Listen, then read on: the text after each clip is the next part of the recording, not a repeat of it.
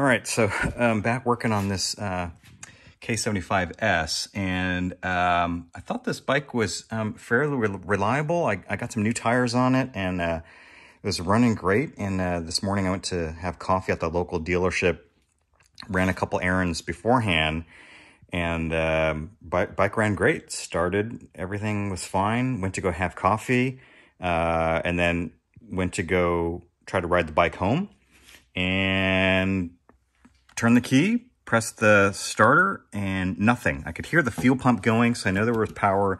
The headlight was on, tail lights were on, dash lights were on, and it just would not, the starter wouldn't engage. It wasn't even turning over or cranking.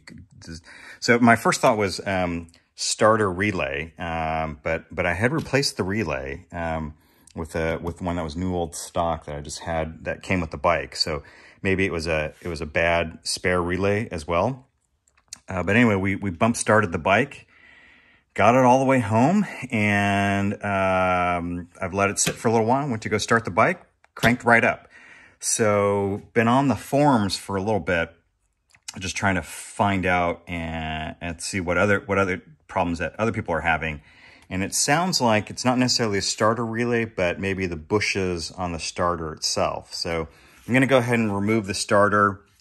I tried to find a video on it. No one's got a video showing you how to do it. So I thought, well, I'll put one together. Anyway, you get the side panel off, get the box, the brain out, and then pull the battery. And then your starter, if I can get some light, now they got some light. The starter is right here. So the battery is here. You take the battery out, and here's the starter. And it's just a couple of Allen head screws that are on here, and it's behind your accessory plug and your coil. So those are just 3 Phillips head screws. Pull those out, but be careful, don't pull too hard because your accessory cable's there. And you really don't need to pull this out, but it just gave me a little bit more access to look around. Anyway, and then you get the 2 Allen head bolts out. You take off the wire here. Make sure you grab that lock nut, pull the wire, and then mine was in kind of tight, so you really had to wiggle it. I thought there was another screw somewhere, but there wasn't. So you just wiggle it and pull it out, and there's your starter. So now I'll go ahead and take that apart and see if I can take a look at the bushes and see maybe if cleaning the bushes, the contact bushes might fix the problem. Okay, so the starter really is just held together with a couple of Phillips head screws. At first I thought they were JIS because it's a Denso starter, Nippon Denso starter, but it just turns out they were really tight. So there's a couple of areas here you can try and squirt in a little WD-40 or liquid wrench, but even that didn't help, and so I needed the help of my persuader, a little impact driver, and that got the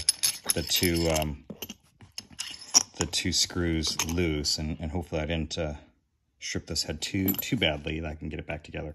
So anyway, once that's loose, this bottom half kind of falls out, and there you can see the bushes. And I'm looking at these, and mine don't look too bad, and there's plenty of meat on them. So I'm sorry, I keep calling these bushes, they're brushes.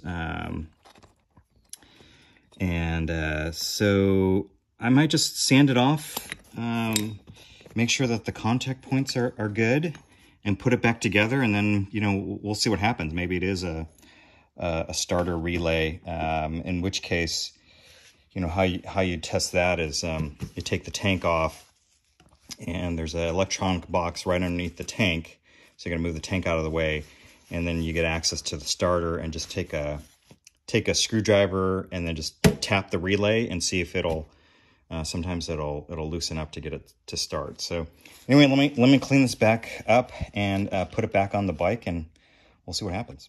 All right, so put the starter back together and put it back in. Again, it's just these 2 Allen head bolts here, and then reattach the wire and push it back in. So let me put the battery in and we'll see what we got.